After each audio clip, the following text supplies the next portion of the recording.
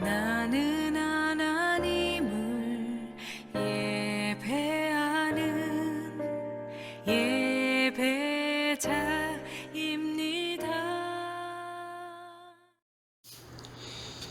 할렐루야.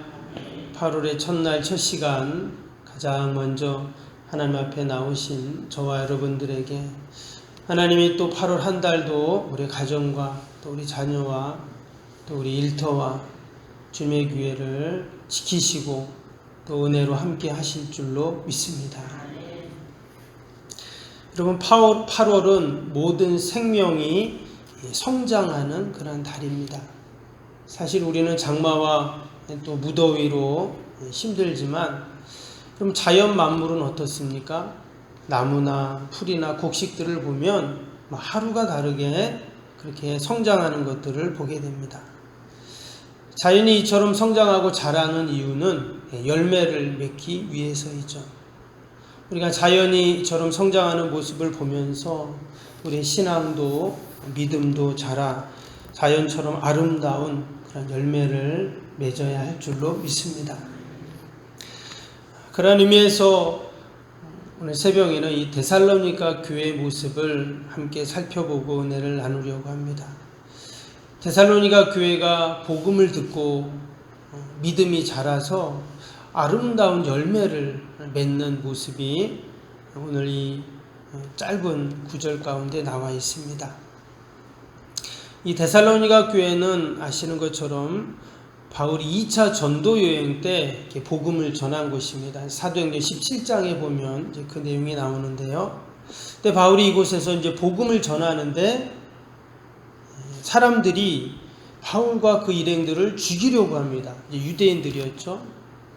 그래서 바울이 그곳에서 이제 피해서 이제 베레아라는 지역으로 가고 나중엔 아덴으로 이렇게 이동을 하게 되는데, 실제적으로 바울이 데살로니가에서 복음을 전한 그 기간은 약 3주 정도 됩니다.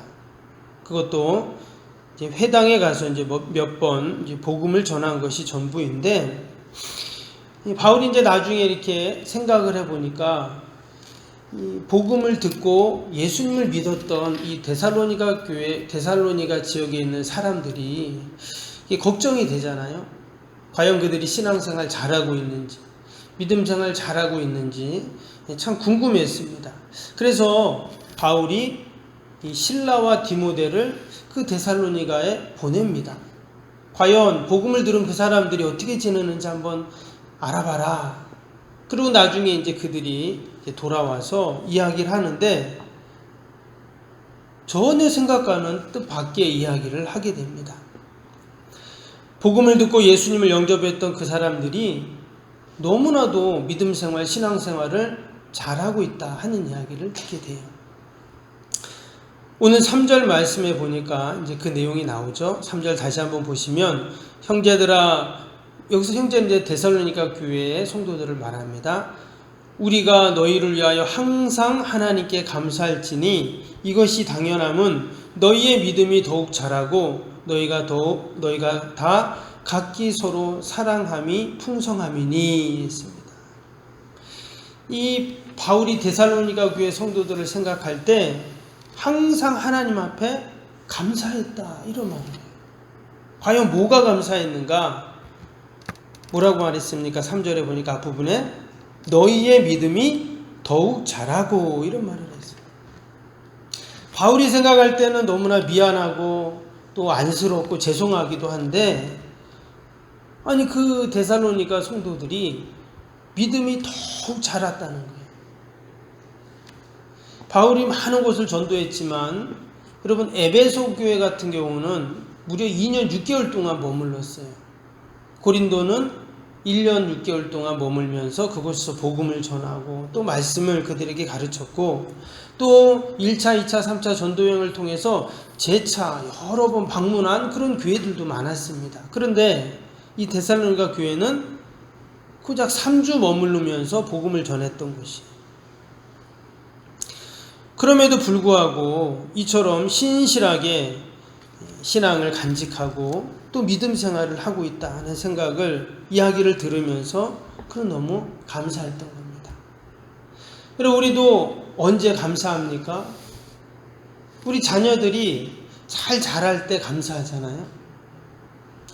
나이에 맞게, 시기에 맞게 자라고 지혜가 넘치고 또 인품이 자라고 또 아이들이 잘하면 부모가 얼마나 기쁩니까?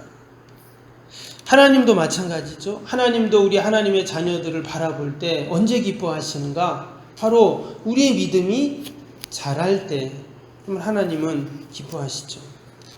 히브리서 11장 6절에 보면 믿음이 없이는 하나님을 기쁘게 하지 못하나니 하나님께 나아가는 자는 그가 계신 것과 그가 자기를 찾는 자들에게 상 주시는 이심을 믿어야 할지니라. 아멘. 이 말씀하셨어요. 하나님은 우리가 믿음이 있을 때 기뻐하신다. 당연히 하나님의 자녀이니까 다 기뻐하시지만 더욱이 우리가 믿음이 있고 우리 믿음이 자라갈 때 여러분 기뻐하시는 줄로 믿습니다. 밭에다가 꽃을 심었는데 여러분 안 자라요. 그럼 어때요? 얼마나 마음이 속상합니까?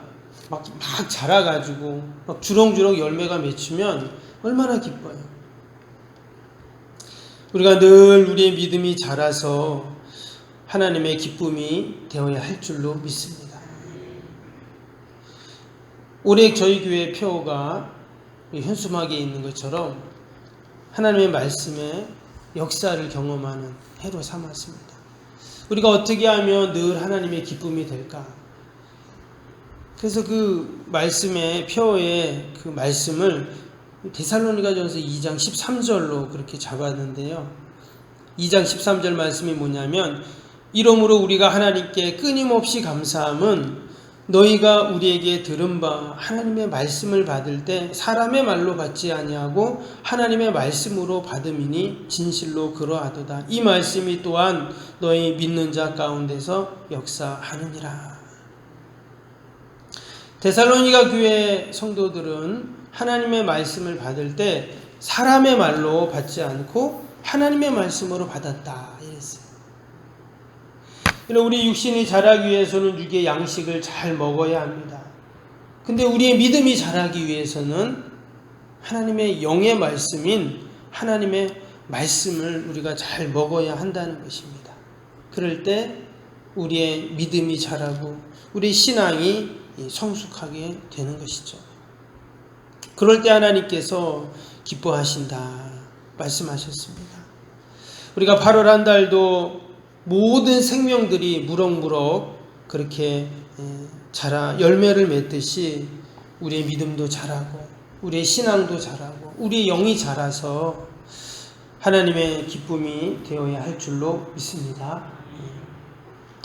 또 바울이 이 데살로니가 교회를 보면서 감사했던 것이 뭐냐면 성도 간의 풍성한 사랑의 교제 때문이었습니다. 3절을 다시 한번 보면 그 끝부분에 뭐라 했습니까? 너희가 다 각기 서로 사랑함이 풍성함이니 이랬습니다. 서로 사랑의 교제가 풍성했다. 그 이야기를 듣고는 바울이 기뻐했다는 거예요. 감사했다는 거예요. 여러분 복음이 전해지고 그 하나님의 사랑을 경험하면 어떻습니까? 그 사랑을 그 복음을 나누기 마련이죠. 그래서 사랑은 믿음의 결과입니다. 성숙한 믿음, 또 믿음의 완성은 결국 사랑이다라는 것이죠. 당시 데살로니가에는 많은 이교도들이 있었습니다. 또한 유대 율법주의자들의 그러한 박해와 핍박과 많은 유혹이 있었어요. 근데 그런 모든 유혹들, 박해를 넉넉히 이기는 동력이 무엇이었는가? 성도 간의 풍성한 사랑이었다는 것입니다. 요한일서 4장 20절 말씀에 누구든지 하나님을 사랑하노라 하고 그 형제를 미워하면 이는 거짓말하는 자니 보는 바 그 형제를 사랑하지 아니하는 자는 보지 못하는 바 하나님을 사랑할 수 없느니라. 결국 형제 사랑이 이웃 사랑이 하나님의 사랑이다 하는 말씀입니다. 지난 금요기도회 때도 고린도전서 13장 말씀을 잠깐 보았죠. 사람의 방언, 또 천사의 말, 또 예언하는 능력, 모든 비밀과 모든 지식을 알고 산을 옮길 만한 믿음이 있어도 사랑이 없으면 어떻다고 했어요? 아무것도 아니다. 심지어 내 몸을 불사르게 내어줄지라도 사랑이 없으면 아무 유익이 없다 말씀하셨습니다. 여러분, 우리가 늘 풍성한 사랑으로 우리가 이웃을 돌보고 또 함께 사랑을 나누는 저와 여러분이 되어야 할 줄로 믿습니다. 이 바울은 이러한 데살로니가 교회의 성숙한 믿음 또 풍성한 사랑을 실천하는 그 모습을 보면서 감사했다 했죠. 근데 4절에 보니까 이제 그 감사가 넘어서 어떻게 됐냐면 자랑거리를 삼았다 이렇게 지금 이야기를 합니다. 4절을 다시 한번 보면 그러므로 너희가 견디고 있는 모든 박해와 환난 중에서 너희 인내와 믿음으로 말미암아 하나님의 여러 교회에서 우리가 친히 자랑하노라. 너무 이 데살로니가 교회를 생각하니까 감사해서 어떻게 했다고요? 여기저기 다니면서 자랑을 했다는 거예요. 야, 저기 데살로니가 교회 좀 봐라. 야, 정말 대단하다. 내가 고작 3주밖에 거기 복음을 전하지 못한 곳인데 거기 교회가 세워지고 성도들이 그렇게 아름다운 사랑의 교제와 또 믿음이 성장하는 모습을 한번 좀 우리가 봐라 하면서 막 가는 곳마다 자랑을 했다는 거예요. 이래 우리 석병교회도 늘 자랑거리가 되는 교회가 되어야 할 줄 믿습니다. 그래서 저는 어디 가는 데마다 또 우리 친구 목사님들 만날 때마다 야, 우리 교회 장로님들 참 대단하셔. 예, 자랑합니다. 우리 석병교회 참 대단해. 그럼 우리가 자랑을 해야 돼. 자랑거리가 되어야 되죠. 근데 여기 보니까 무엇을 자랑했다고 했습니까? 말씀의 4절에 보니까 박해와 모든 환난 중에서 너희의 인내와 믿음으로 말미암아 자랑했다고 했어요. 어려움 가운데 그들이 끝까지 인내하며 믿음을 지켜가는 그 모습을 자랑한 거예요.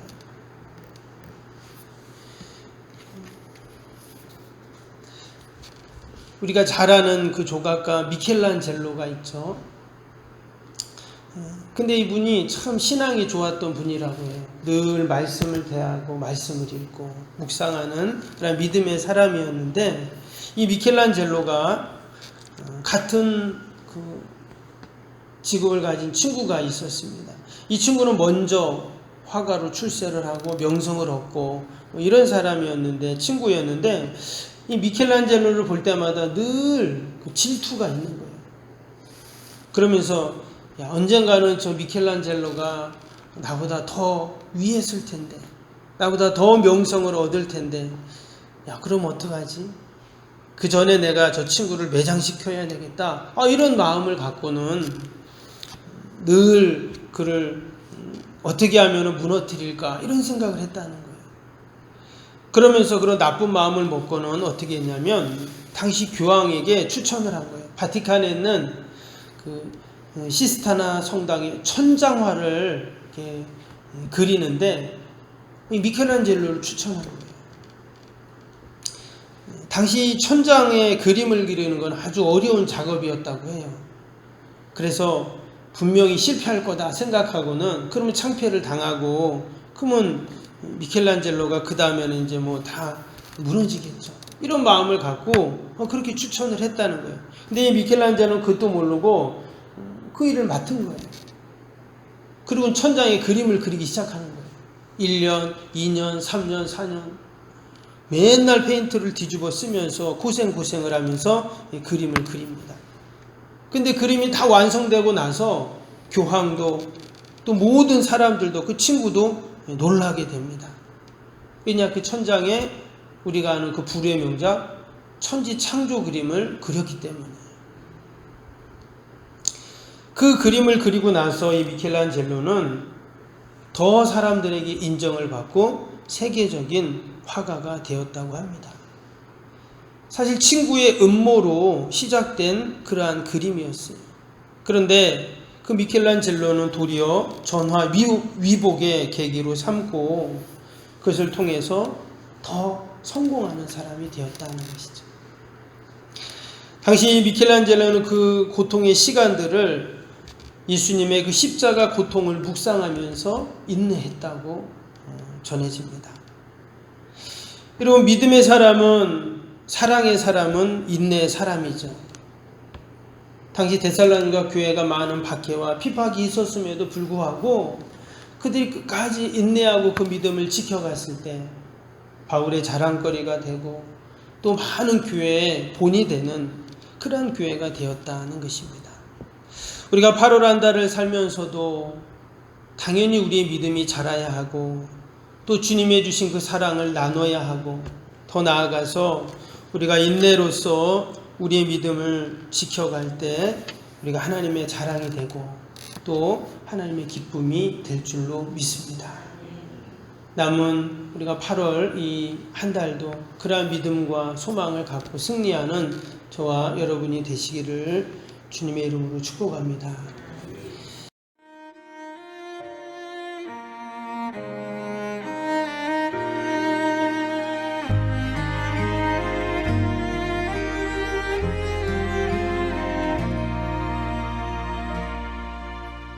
나는 하나님을 예배하는 예배자입니다.